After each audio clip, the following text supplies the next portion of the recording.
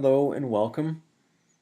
I hope you've had a very enjoyable summer. I'm sorry that it's ending so soon, but hopefully you're ready to go and you're energized and looking forward to the semester's campaign. You should know by now, since you made it this far, that this is History 1110, American History from 1865, Empire and Resistance. My name is Matt Carhart. I'm the instructor for the course. And what I'm going to do in this presentation is I'm just going to introduce you to the course. I want to go over the syllabus and the schedule and highlight some things that I think are important for you to know so that you have at least some idea of what we're going to be doing and kind of the mechanics of the course itself. So I'm just going to kind of walk you through the syllabus and the schedule today and hopefully clarify some things and uh, just give you a sense of where we're going this semester. So the best place to start, I think, here is at the top. Just some of the basic information about me, how to contact me. If you see below the instructor's name, you'll find the office that I'm located at. It's H1422. I'm not sure how familiar you are with the campus at this stage, but if you know where the Helen Center is, it's that big building. You can find a bank of social sciences offices in that building, and I'm located there as well. Um, there's a bunch of offices kind of around on the main floor in the corner there, and that's where you'll find me. That's where H1422 is. My name is on my office, and if you do need to see me at some point this semester, you certainly can meet me there, and I can certainly try to give you better directions if you're not sure how to get there. As far as office hours are concerned, this is an online class, so there are no really times set aside for you to come and meet me. So I've just put by appointment, and I find that the best way to meet is just to send me an email, contact me, and let me know when you can meet, and I'll let you know when I'm available, and we can try to schedule it that way. I do have office hours. I am on campus during the semester teaching seated courses, so you certainly could stop by then to see me if you like. Um, my office hours will be Monday, Wednesday, and Friday, but they vary because my classes vary. So you'll have to check my office hours postings to see if it's a good time for you to stop by. But again, I would just suggest the best way is to try and contact me, give me a heads up that you want to meet, then I can be prepared and make sure that I'm there and have some time for you. Um, I would think that given the nature of this course, that our communication is going to rest on email. So that's probably the best way to contact me. Just shoot me an email. You can see here my MCTC account address. Just send it there, and I'll try to get back to you as quickly as I can. Um, I don't have a phone in my office. I mean, I do have a telephone in my office, but it actually doesn't work, so I don't get any phone calls. If you look in the directory, you'll probably see my name next to a phone number, but if you call that number that's listed, I won't hear or get your message. It just happens that in the past people have called me and I've had issues with that. People claiming that they left a message and for whatever reason I didn't hear it or didn't get it, and so that leads to confusion, conflict, and it's just best I find to try to communicate it other ways. So I don't have any way to contact you, or you don't have any way to contact me via phone. So your two best options are either send me an email or come and see me in person if you need to contact me this semester. Usually email, just doing it online works. But again, if you do need to talk to me, you do need to see me, just let me know and we'll figure something out. We'll figure out a time and a way to meet and discuss. So anyway, that information is there. Um, if you need it, if you forget later in the semester, you can certainly refer back to that. Let's talk a little bit now about the course itself. So if we look at the course description, I think the thing to highlight here is that this is a survey course. We're going to be surveying American history roughly from the American Civil War up to close to the present. That means we're going to be covering a pretty good deal of time. And given the nature of any survey course, we will not be talking about everything that happened in that time period. In 16, 17 weeks, we just don't have enough time to hit everything that happened. It's not realistic. No history class would be able to do that. So I just want to warn you in advance that we're only going to be kind of skimming the surface on a lot of issues. We're going to touch on a number of topics for sure, but we're not going to necessarily go too deep into any one of them. So I apologize to you in advance if there's a topic or issue that you're interested in, and A, we either don't cover it, or B, we don't cover it in enough depth for your liking. I apologize again, but that is the nature of any survey course. I have to pick and choose what we talk about, and we only have so much time to go over that. So just I want you to be aware that you're taking a survey course, and so we're going to be covering a lot of different things, but not everything, and certainly not as in depth as you might get in say a topics course. So I apologize again if there's something that you're very interested in and we don't talk about it, or we certainly don't look at it deeply enough for you. But any survey course is going to be the same way. So as far as the course requirements are concerned, this is probably where I can talk about books. I don't know if you've had a chance to get your books, but if not, I would recommend you doing so quickly. There are 4 books that I have required for the course. You can see they're listed down here in italics. They're also listed further down here in the required reading section, the bottom of the syllabus, if you're not sure, if you forget. But before I get to those books, let me just say something about textbooks. I don't assign textbooks in any of my history courses, and I don't assign textbooks for 2 reasons. The first is textbooks tend to be expensive, and I would prefer not to saddle you with that kind of debt and expense. And the second and probably more important reason is because I find that history textbooks tend to be very boring.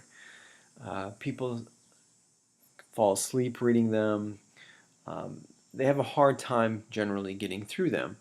And I've never really understood why historians who are trying to get people interested in history, why they would assign the most boring, bland, and dry book they could possibly think of. And that is what a textbook really is. It's just a dry kind of book to read. So I don't want to do that to you either. Instead, I've chosen other books that I hope will be more interesting to read. Now, don't get me wrong. That doesn't mean that textbooks are in and of themselves bad. They have a lot of information. They're good. If you like to read a lot of history and you like a lot of that information, great, that's no problem. I'd be more than happy to recommend a textbook to you, but I just want you to know that you don't need a textbook to do well in the course. In essence, I'm your textbook for the course. So if you try to read something, rather than listen to my lectures or do the material that I provide, I think you'll be disappointed in the results. You're not going to necessarily find what I'm talking about in textbooks. So you don't need a textbook to do well, but if you do want a textbook to fill in gaps, again, because you want information about something maybe you don't know, or you want to learn more about something I'm not covering, or you just want more information in general, no problem. I'll be more than happy to recommend a textbook or two to you. But it's not required for this course. And again, if you just follow along in my lectures, you won't need a textbook anyway. Now, the books that I have assigned, as you can see, there are 4 of them. I mean, I'll just say something briefly about each of them. And I'm not sure how you get your textbooks, if you get them one at a time or if you get them all at once. But if you are the type of person who likes to buy textbooks one at a time, then the first book you're going to need for the course is The Flivver King, which is the first book that's listed here. The Flivver King is a book about Ford and the auto industry. The book spans roughly the 1890s through the 1930s in the Depression era. It's going to talk about Henry Ford, the Ford plant. It's also going to talk about the workers at Ford. The book itself is kind of a composite. That is, that it's part historical fiction and part nonfiction. That is, there are elements in the book that are true, that are written true, and there are elements that are added just to kind of make the story. So you can see if you can figure out which is which in the book.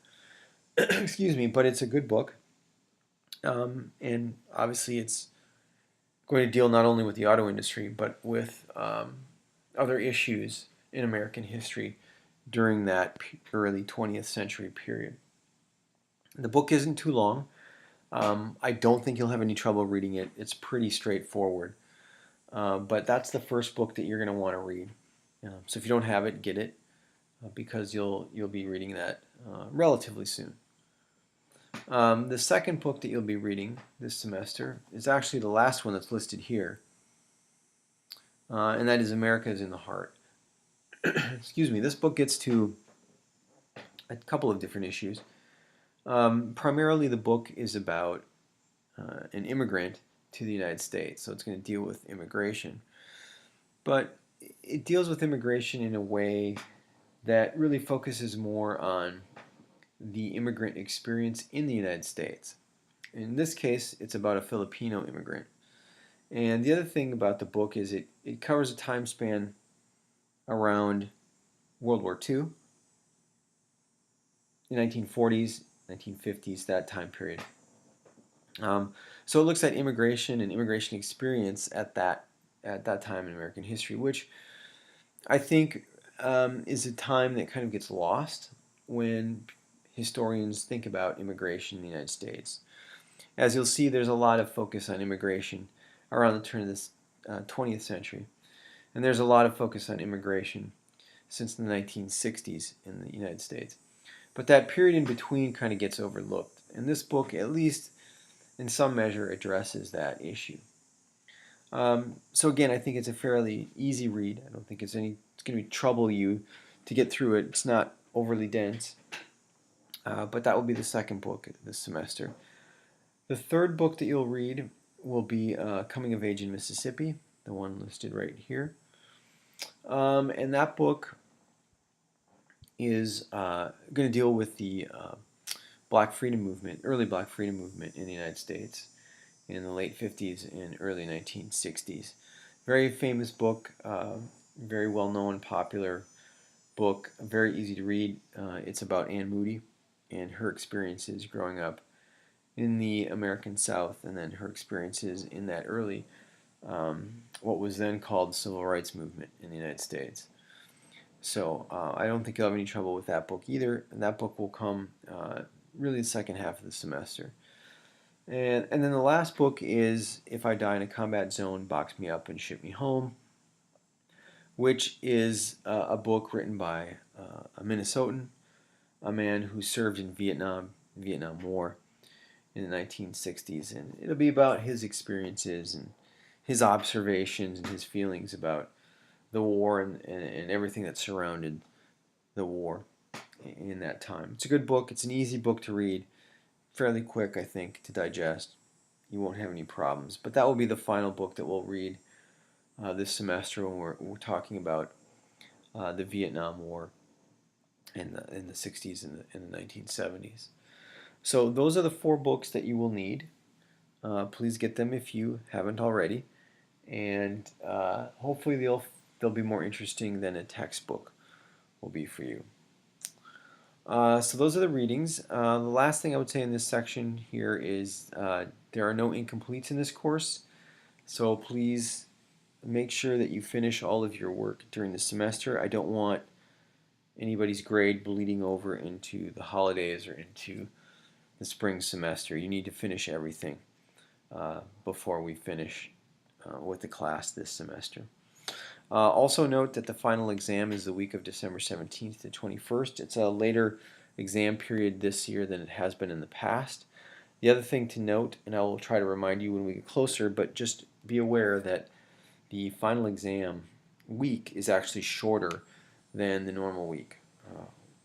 So you'll only have until that Friday to finish the final exam. So just make a note, it's not a typo, it's not incorrect, but you'll want to know that when we get there later this semester. If we go to the next page, just a few things to say about the online nature of this course. Hopefully this will be apparent and obvious to you already, but this class is completely online. It's not a hybrid. We will not be meeting in person anytime during the course of the semester. All your work will be done online. Everything will be done online. And so it requires that you have some basic computer literacy, that you're familiar with things such as Microsoft PowerPoint, that you have access to the internet from home or somewhere else that's reliable, and that you have an active student email account that you use and can check, and that you have some degree of comfort with D2L. You have to be able to navigate and move through all of this in order to be successful. I'm assuming since you're listening to this now that you meet those requirements, but just in case, please be aware that it is your responsibility to be able to meet those kind of technological prerequisites. You have to have some basic computer skills, I guess, in order to finish this course and do it well. And the other thing I will say, because this happens especially early in the semester where students will have trouble with some components, they can't access my lectures, they can't hear it, or they can't see it, or they can't open it, something like that. That happens every semester. And I think the best way to try and handle any of those issues is to see if you can find students who maybe can help you solve the problem. I will have a board posted, general questions in American history. You can ask questions about anything there. The reason the board is there is because I don't want to have to necessarily respond to 10 different emails asking me the same thing. So if you have a question or an issue that you think everyone in the class might benefit from knowing the answer to, post it on the general questions board. And a classic example of a good one to post would be you're having trouble accessing something online. Post your trouble, and generally students know more about how to solve that problem than I do. I'm not trying to be unhelpful. I'm not trying to run away from the question or problem, but I'm really not that technically savvy or computer savvy. It's not one of my strengths. So more than likely someone in the class would be better able to give you a good answer. Or if not, try the IT department. They're certainly better at it than I am as well. And again, that's not to suggest I'm not willing to help you, but my knowledge and resources in that regard are pretty limited.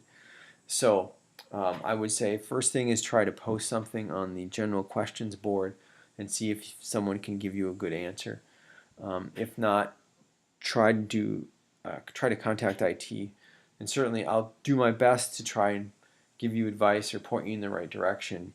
But just know in advance that my computer skills are not always great.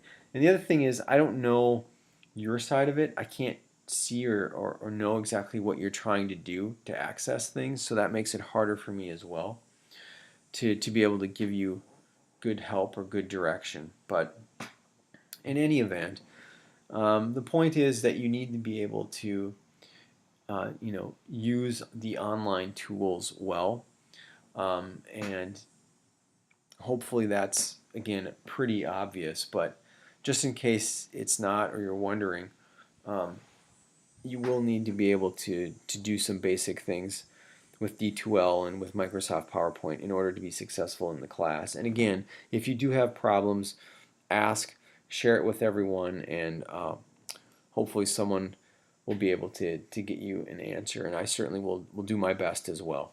But let's rely on the entire community for help. So anyway, it's an online course. You won't be meeting in person, and if there's any confusion or questions about that, just let me know. Let's move on to assignment and grading. This is probably the bulk of the course, the most important thing you want to know off the bat.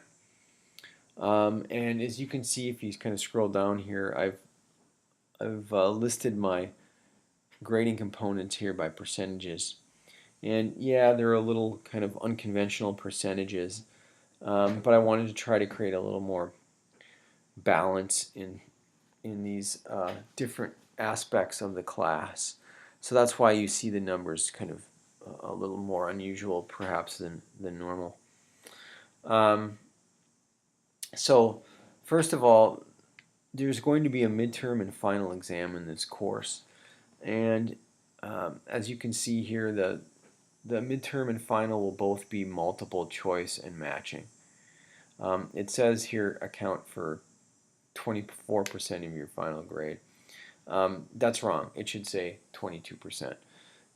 This number, or these numbers down here, are the correct ones. Okay. I don't know why I think that got changed. There's two numbers here that got changed that I didn't update.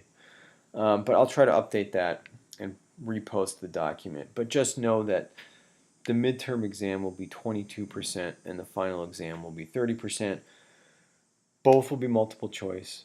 Both will have matching sections in which you match historical figures to kind of their events or what they did in history.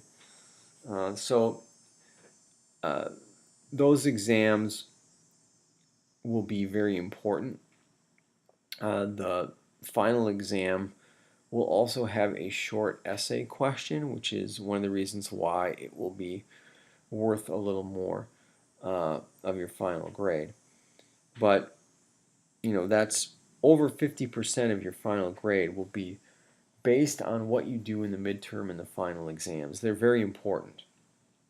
And the exams will basically be testing you on my lectures, the information contained in my lectures. So it's going to be very important for you to keep up with the lectures, take good detailed notes, know the information as well as you can. Obviously, one of the advantages you have taking an online course is you get to use notes, but you have to take good notes.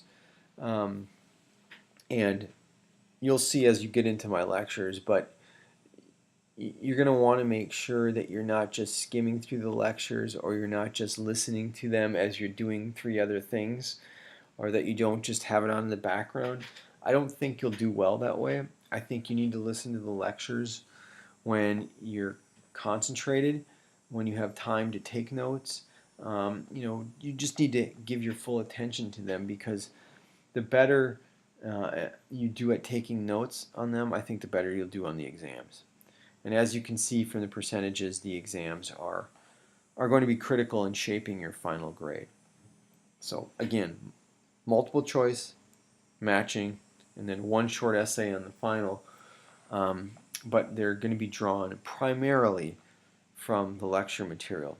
Maybe a little bit from the books as well, but that's where the bulk of the material will be coming from. So that's one component of your grade. The other component here, as you can see, are book quizzes, 36%. So it comes out to, there's 4 books you have to read. You'll be quizzed on each of them, and each quiz will be worth 9% of your final grade. So, one quiz by itself isn't, if you do poorly, is not devastating, but, they add up. So you just want to make sure that you're keeping up with the readings and that you're understanding the readings as well. I would also encourage you to take notes on the books. Again, you can use it on the quiz. So the quizzes and the exams will be timed. So there'll be a time limit on those. You won't have forever to take them. The book quizzes, I think, will be 20 minutes, and there'll be 10 questions. 10 questions, multiple choice for the quizzes. So it's going to be short and sweet. But again, if you're not prepared, missing one or two is going to cost you quite a lot. So, just make sure that you're keeping up with the assignments and the readings and you're taking notes on everything. I think that's the best way to do well on the quizzes and the exams. So, just to reiterate, the book quizzes then will be multiple choice, 10 questions. You'll take it online. It'll be timed, and they'll be worth 9% of your final grade. Each quiz will be, okay? And then the last component of your grade, listed here at the bottom, are class exercise and participation. Now, the one thing that I did not do is I did not give you any time frame for when you will be doing class exercises or participation, so this element. Part of that is unintentional, part of that is intentional. What I'm going to do is I'm going to have either documents or questions that you're going to look at and answer during the course of the semester. Then you will post a response to either my questions or something that I have put in the assignment for that week. I haven't decided exactly what that will be or when that will be. And again, it's partly unintentional because I haven't finalized a few things, and it's partly intentional because I want you to get in the habit of checking every week, early in the week, the contents of D2L. Just, I want you to be in the habit of looking every week to make sure that nothing has changed, and so you're up to date. Chances are nothing will change from week to week. I don't anticipate anything changing, but from time to time things come up in life. Something can happen to make me change the schedule. So I just want you to check every week and make sure. And then what's going to happen is for several of the weeks, not every week for sure, but maybe, I don't know, 4 weeks out of the semester, you'll have something else, an exercise that I'm going to ask you to do. Again, it could be related to the book you're reading. It could be something related to documents that I'm posting. But you'll have to respond and post. When you do that, that will be, the work that you do will be towards the class exercise and participation portion of your grade. So it won't be a lot. It won't be anything that's going to take up your entire week. But it will be something that you'll have to, be watching for each week because they could come up, and then you're going to have to do that assignment. So that is the overall components of your grade. Not a lot. It won't be something to do every week. So some people like that. Some people don't. Some people like to be doing a little bit every week. They don't want the pressure of having something, big, so much weight on their grades. But that's the way it's going to be this semester. So just be aware of that and make sure that you're budgeting your time accordingly. Other than that, special requirements. Basically, if there's an issue, if you have a problem, something comes up, whatever the case may be, let me know. I'm usually pretty good about working with you, and we can come up with a solution. If it's something personal in nature, specific to you, then just send me an email directly and I'll respond. If it's something that's more generalized to the class, then please post your question on the general questions board and I'll respond there so that everyone can see the answer.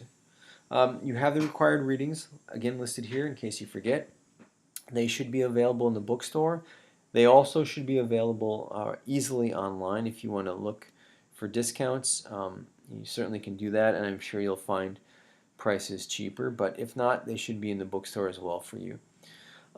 If you do have any other questions, any special needs, please let me know. And just know that it's your responsibility to keep up with the work each week, okay?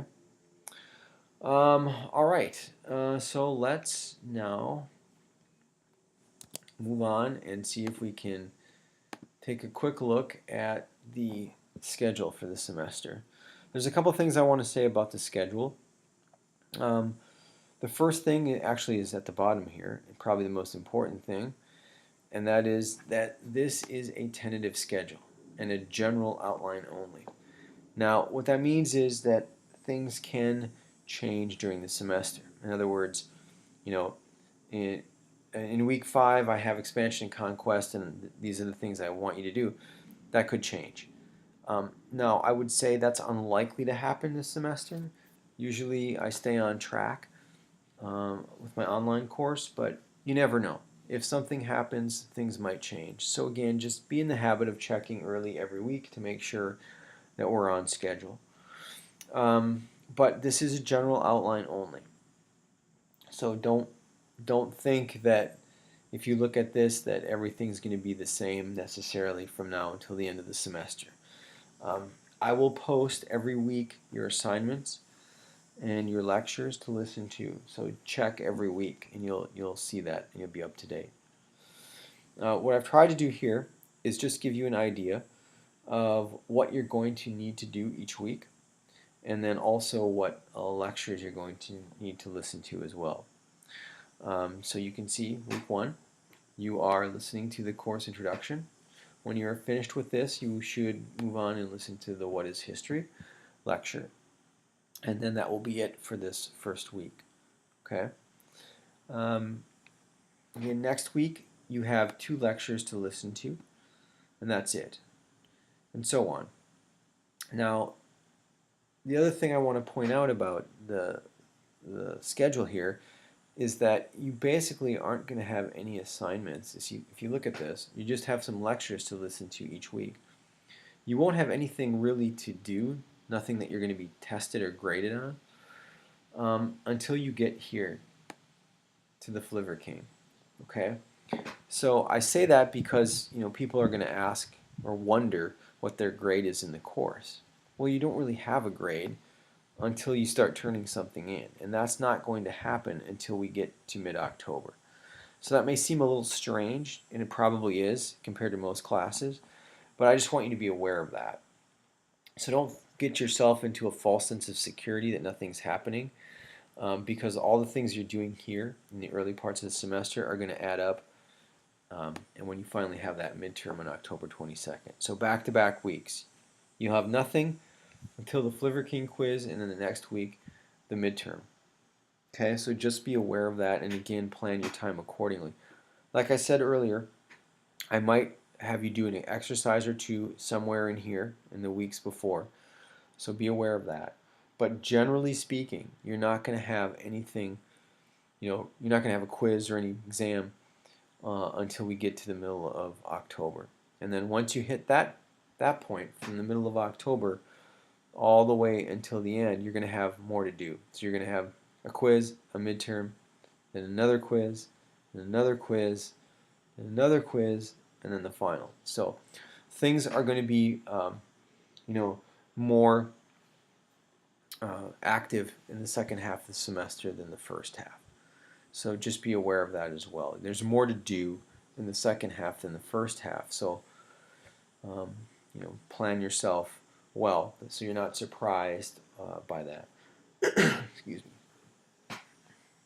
So those are the two main things to say about the schedule. Just notice, like, I have here the topic. That's the topic for the week. Cold War, Second Red Scare, for example, in week 12. Um, the particular lecture titles that you're going to be listening to, and then anything else I want you to be doing. In this case, reading the Anne Moody book that week. One other thing you'll see is that in my schedule, I don't have pages assigned for reading. Like, I don't say read page 1 through 50. I don't do that because I don't know how you read. Some people like to read, chapter by chapter, spread it out over, several weeks. Some people like to read all at once. Some people like to try to cram the night before the quiz. I don't know what your reading strategy is, but whatever that strategy is, just know that here, for example, it says take the Americas in the Heart quiz. What that means is that you need to have that entire book read and be ready to take that quiz this week. Okay? So every week, the last day that you have to finish any assignment is Sunday night. I repeat, Sunday night. Not Monday, Sunday. Everything will always be due Sunday night. You have until midnight Sunday night to turn in everything, okay? People get confused about this sometimes and think they have until Monday night. You don't. You have until Sunday night, okay? For everything, Sunday night. The only exception to that is the final exam. That's it. And that's because the semester is ending. Otherwise, every week, you should make sure that you're done with your quiz, done with your exam, have it submitted by no later than 11:59 p.m. Sunday night. That's the due date, okay? So please don't email me and say, oh, I didn't know, I thought it was Monday night. It's Sunday night, okay? Um, what else did I want to say here about the schedule? I think that's it. I think the most important thing to remember is to check the D2L site at least once a week, especially early in the week, so you know what's expected of you for the week. And then make sure that you have your assignments completed, whether it's quizzes, whether it's an exercise, whether it's an exam. Make sure it's done and submitted to me by 11:59 Sunday of that week. Okay. The other thing, and this is also very important to note, is that this class is going to function essentially as an independent study class. It's not technically an independent study course, but in reality, that's what it will amount to. Meaning that there's not going to be a great deal of interaction with the other students in class. Again, maybe you'll have some postings at some points during the semester, but that usually doesn't lead to a lot of interaction. It's basically going to be, I'm giving you the assignments, you're listening to my lectures and doing those assignments and then submitting them to me, and that's it. So in that way, the class can feel rather isolating, I think. I'm sorry about that, but again, that's an online class. It's much harder to be more interactive.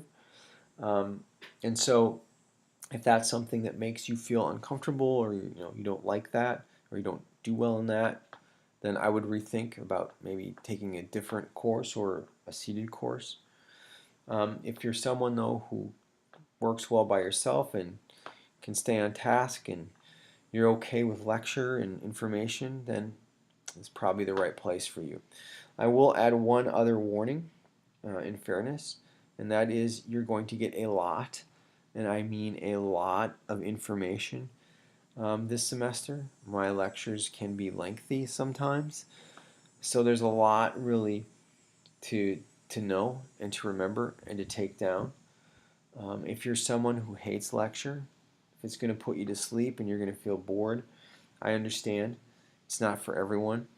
But again, I would suggest you maybe looking at a different course, because I don't want to get to the midterm and have you say, wow, I had no idea I was going to have to know this much information. I had no idea it was going to be so much lecture, so many notes, so much material. I don't want you to feel surprised, shocked, and upset at me because you didn't know what you were getting into. You're going to take a lot of notes. You're going to have to know a lot of information. Whatever you think a lot is, multiply it by 10, okay? Because again, I don't want you coming to me and saying, I didn't know it was going to be this way. It's going to be that way. You're going to be expected to know a lot of information. Now, I would say that the trade-off here is that there's not really a lot to do outside of class. Yes, you have to listen to the lectures, but other than that, you're going to read a few books and that's it. So, there's not a lot of papers to write. There's not a lot of research to do. I'm not giving you busy work to turn into me every week. So, I don't know. Again, I think that's a benefit of the class, but yeah. I just want you to know what you're getting yourself into. It's kind of an independent study course, and it's going to be a lot of information that you're going to be expected to know on those exams. So just consider yourself forewarned, okay? If you do have other questions, or if I've missed anything, if anything is unclear, again, please post your question to the general questions board. I'll be more than happy to respond.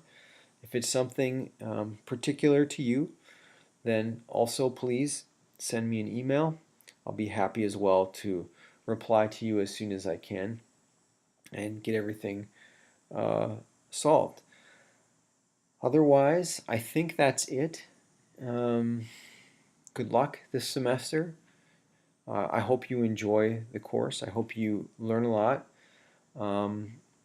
And I will be talking to you again in the next lecture. You should listen to What is History next. So, thanks for listening and talk to you later. Take care.